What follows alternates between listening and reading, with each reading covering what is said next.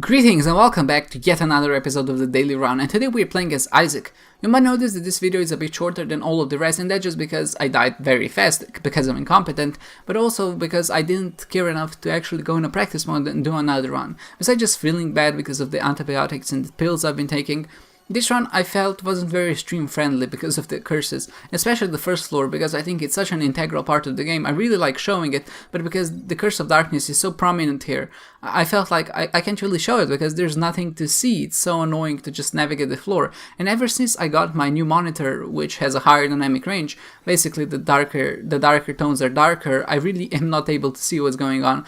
I know that I tried setting the gamma up in the game, but I think it makes the colors look very unnatural, and for that reason I don't really like that.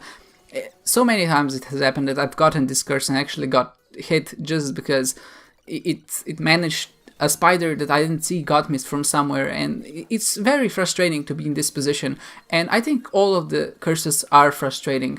I really think that curses should be more should be balanced a bit differently in a way that makes the game challenging but not tedious, because I think some enemies like champion enemies do increase the skill ceiling of the game, because every champion enemy has their own trick and you can actually learn those tricks and see how they shoot, and you can play around those tricks, and it just makes the game more difficult because you're not only dealing with an enemy that deals more damage and has more HP, you're also dealing with an enemy that has a unique attack, and I think that's a very good way to balance difficulty.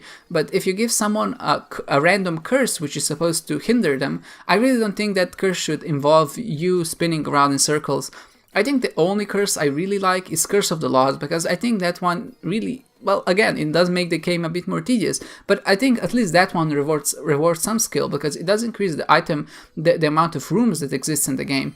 And you really need to make a decision. Will you explore the room and try to find other things and waste more time that way? Or will you go forward whenever you fight the boss room and just get rid of that curse? But I think all of the rest of the curses are just there, more are, like I said, very tedious to deal with.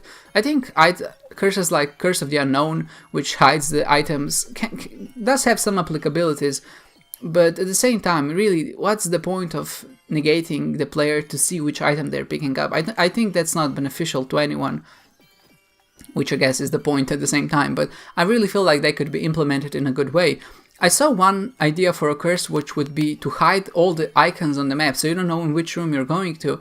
So that means that, first of all, you're rewarded for kind of knowing how the maps spawn, so you can kind of deduct where your boss room will be, but at the same time you can also just wander in a room, waste a key, or just wander in a room and see that it's a boss room and just be forced to fight the boss before you could do any other decisions.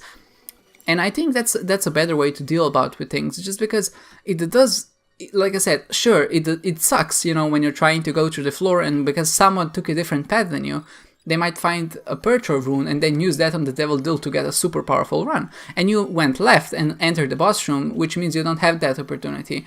And yeah, that sucks, obviously. But I think what sucks even more is being stuck in a ditch where you just don't see anything, or maybe you pick up an item that you really hate, or maybe you pick up an item that just negatively synergizes with your run so badly that it ruins it. A good example of this would be Ludovico and Explosivo, and those two items separately are actually very fun, I think, in my opinion, very good to use, but as soon as you join them, it becomes this unusable mess. So are you telling me that maybe having 1 in 500 chance or whatever items there are, that my run will be ruined is a good trade-off, as opposed to having 499 to a 500 to have a better run? So of course you're always going to take the item because statistically it's more beneficial to do so, but in 1 in 100 runs your run will get ruined, and I don't think you're not rewarding skill here or punishing the players for taking the item. Sure, you might say, well, just don't take the item, but first of all, that's not the right decision to make statistically, which is how we like to play this game, to try to make the most optimal decisions possible.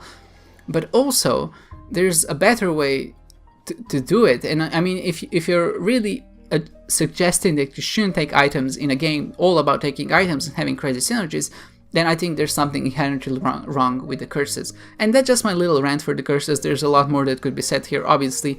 I did die very fast on the run. I just felt like there wasn't anything worth pointing out. I was just tired, sleepy, exhausted, and I just managed to die in all the wrong ways and done all the wrong decisions. And this is how it ended up. I'm sorry for the shorter video. I promise that tomorrow I'll be more slept and better, because I am off my pills officially, which I hope will also improve my mental health just a little bit, and we'll be back with yet another one tomorrow. Thank you guys so much for watching, and I hope to see you next time.